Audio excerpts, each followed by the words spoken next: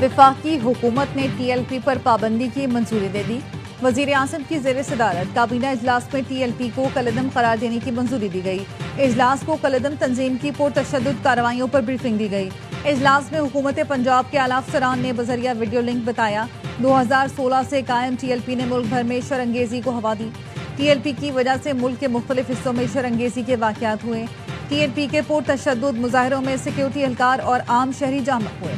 اجلاس میں T L P کو دہشت گردی پرتشدد کارروائیوں میں ملوث قرار دیا گیا۔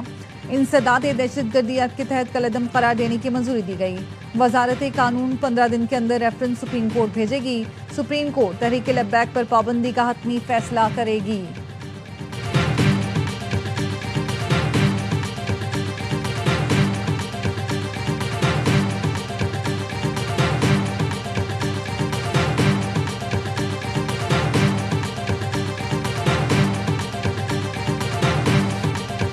فیلڈ مارشل سید عاصم منیر کا دورہ مصر، وزارت دفاع میں پرتپاک استقبال۔ فیلڈ مارشل کو گارڈ آف آنر پیش کیا گیا۔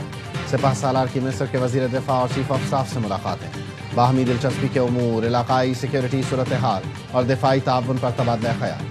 فیلڈ مارشل سید عاصم منیر نے کہا مصر کے ساتھ برادرانہ تعلقات ہیں۔ دونوں ملکوں کے تعاون سے خطے میں امن و استحکام کو فروغ ملے گا۔ آئی ایس پی آر کے مطابق فیلڈ مارشل جامعہ الازہر کے شیخ العظم شیخ احمد الطیب سے بھی ملے۔ مسلم امہ کو درپیش چیلنجز اور انتہا پسندانہ نظریات کے خاتمے پر گفتگو۔ فیلڈ مارشل سید عاصم منیر نے اسلام کی مسخ شدہ تشریحات کے خاتمے کی اہمیت پر روشنی ڈالی۔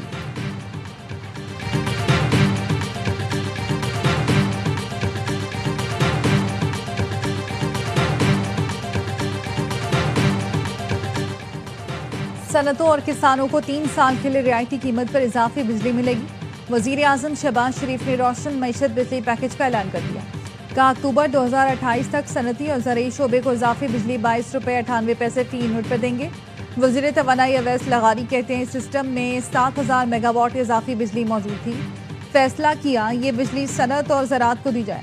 عوام سے کیے وعدے پورے کر رہے ہیں، امید ہے معیشت میں بہتری آئے گی۔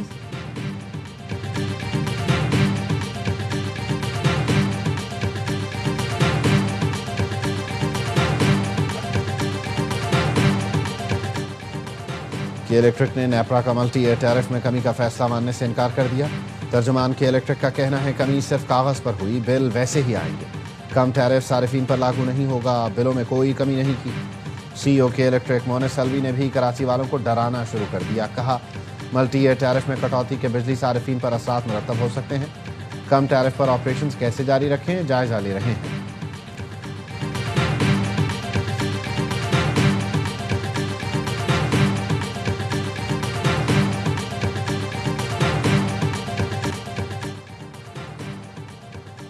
کراچی میں بڑا مالیاتی فراڈ، شہری کی غیر قانونی ڈپلیکیٹ سم نکال کر اکاؤنٹ سے 85 لاکھ غائب کر دیے گئے۔ نجی بینک اور موبائل فون کمپنی کے اینٹی فراڈ میکانزم پر سوال اٹھ گئے۔ شہری کی درخواست پر NCCIA کی انکوائری میں اہم انکشافات، بایو میٹرک تصدیق کے بغیر ڈپلیکیٹ سم جاری ہوئی، جس کے بعد نجی بینک سے 100 سے زائد ٹرانزیکشن میں 85 لاکھ روپے نکالے گئے۔ 29 ستمبر کی رات سنی کمار کے موبائل فون کی سم اچانک بند ہو گئی۔ موبائل کمپنی کی فرنچائز سے معلوم کیا تو حیدرآباد سے ڈپلیکیٹ سم کے اجرا کا پتہ چلا۔ موبائل فون سم بینک اکاؤنٹ سے لنک تھی۔ نجی بینک کے نمائندے تفتیش میں پیش ہوئے لیکن بینک نے ریکارڈ فراہم نہیں کیا۔ 14 اکتوبر تک نجی بینک انتظامیہ نے ادھوری معلومات دیں۔ موبائل فون کمپنی نے بھی ناکافی معلومات دیں۔ سم ایشو کرنے سے متعلق 48 سوالات پوچھے گئے۔ منصوبہ بندی کے تحت سائبر فائنینشیل فراڈ کیا گیا۔ NCCIA نے رپورٹ عدالت میں جمع کرا دی۔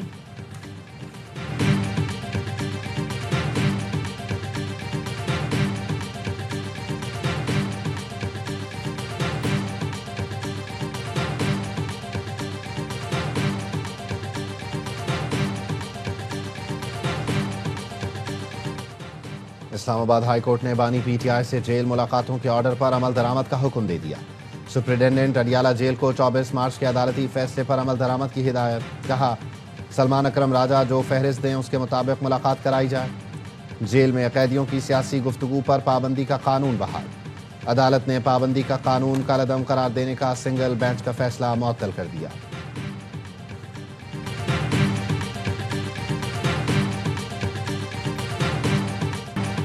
تمام قانونی راستے اختیار کیے لیکن بانی سے ملاقات نہیں کرائی گئی. آج سے عوام میں جا رہا ہوں, عوامی طریقے اختیار کروں گا. وزیر اعلیٰ کے پی سہیل آفریدی کی اڈیالہ جیل کے باہر میڈیا سے گفتگو. کہا میں اپنے لیڈر سے پالیسی لینا چاہتا ہوں. بانی پی ٹی آئی کی ہدایت کے بغیر کوئی کابینہ تشکیل نہیں دی جائے گی.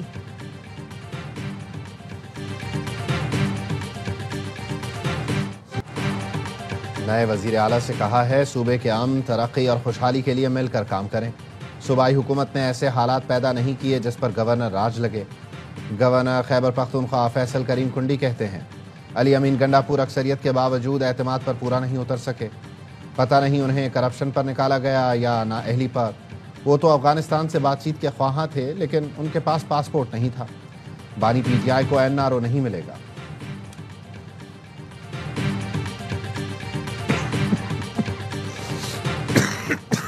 نریندر مودی کی سفارتی شرمندگی یا سیاسی مجبوری. بھارتی وزیر اعظم آسیان سمٹ کے لیے ملیشیا کا دورہ نہیں کریں گے.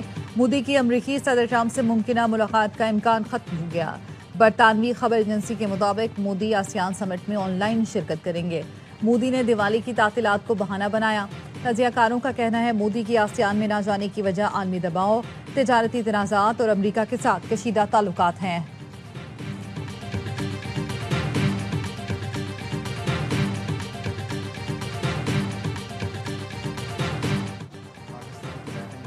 پنڈی ٹیسٹ جنوبی افریقہ کے نام. مہمان ٹیم نے پاکستان کو 8 وکٹوں سے شکست دے کر 2 ٹیسٹ میچز کی سیریز 1-1 سے برابر کر دی. 68 رنز کا ہدف 2 وکٹ کے نقصان پر حاصل کیا. پاکستان کی مایوس کن بیٹنگ شکست کی وجہ بنی. قومی ٹیم دوسری اننگز میں صرف 138 رنز پر ڈھیر ہوئی. 6 کھلاڑی ڈبل فگر میں بھی داخل نہ ہو سکے. بابر اعظم 50, سلمان علی آغا 28 رنز بنا کر نمایاں رہے. ہارمر نے 6 وکٹیں حاصل کی. قومی ٹیم کے کپتان شان مسعود کہتے ہیں ہم اپنی غلطیوں سے ہارے. جنوبی افریقہ کی آخری 2 وکٹیں مہنگی پڑیں. ہیڈ کوچ اظہر محمود نے کہا پہلی اننگز میں کم سکور کرنا نقصان دہ رہا, ہمیں 400 سے زائد رنز کرنے چاہیے تھے.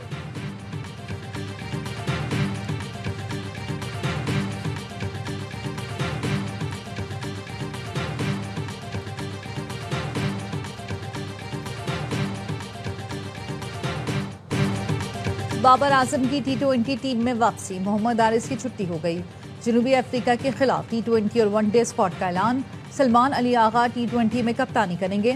نسیم شاہ اور عثمان خان کا بھی T20 میں کم بیک. عثمان طارق پہلی بار اسکواڈ کا حصہ.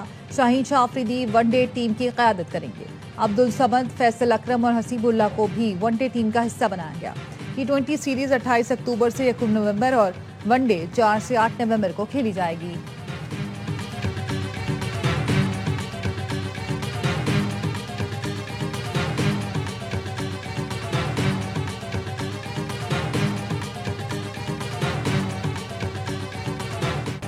پاکستان کرکٹ بورڈ نے PSL فرنچائز ملتان سلطان کو ٹیم منسوخی کا نوٹس بھیج دیا. ذرائع نے بتایا نوٹس میں چارج شیٹ دی گئی. فرنچائز کے خلاف مالی بے ضابطگیاں اور دیگر چارجز ہیں. ملتان سلطانز کے مالک علی ترین کی تنقید بھی الزامات میں شامل. PCB نے علی ترین سے الزامات پر معافی مانگنے کا مطالبہ کیا تھا.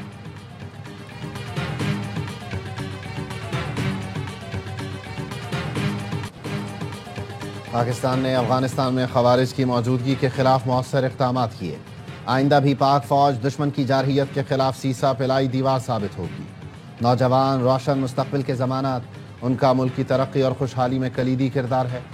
DGISPR کی Ghulam Ishaq Khan institute of engineering sciences and technology Swabi میں گفتگو.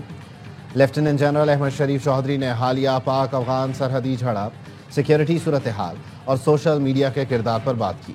طلباء اور اساتذہ نے شہداء غازیان پاک فوج کو زبردست خراج تحسین پیش کیا. طلباء کا کہنا تھا ایسی مزید با مقصد نشستیں ہونی چاہیے تاکہ ڈس انفارمیشن اور پروپیگنڈے کا خاتمہ ہو.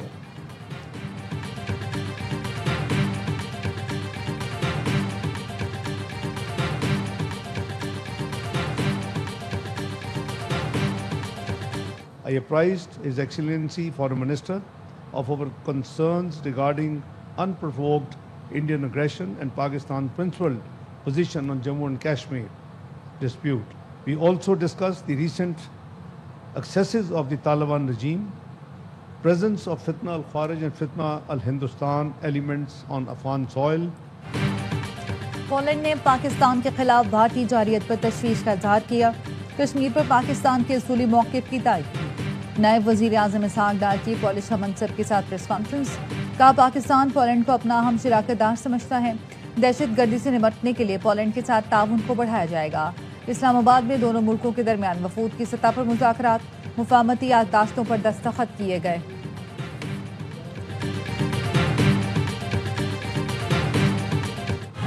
غزہ میں ہر سمت خوف کا راج، لاکھوں افراد امداد سے محروم۔ حکام کا کہنا ہے اسرائیل مناسب مقدار میں امداد نہیں آنے دے رہا، طبی سہولتیں نہ ہونے سے زخمیوں کا علاج نہیں ہو پا رہا۔ عالمی ادارہ صحت کا کہنا ہے 15,000 زخمی افراد کو غزہ سے منتقل کرنے کی ضرورت ہے، 4,000 بچے بھی شامل ہیں۔ اسرائیلی پارلیمنٹ کی مقبوضہ مغربی کنارے کو اسرائیل میں ضم کرنے کے غیر قانونی بل کی منظوری، پاکستان سمیت مسلم ملکوں کی شدید مذمت۔ اردن، انڈونیشیا، پاکستان، ترکی، قطر، مصر، عرب لیگ، OIC اور دیگر کا مشترکہ بیان۔ اسرائیل کا غیر قانونی قبضہ مسلط کرنے کی کوشش عالمی قوانین کی خلاف ورزی قرار۔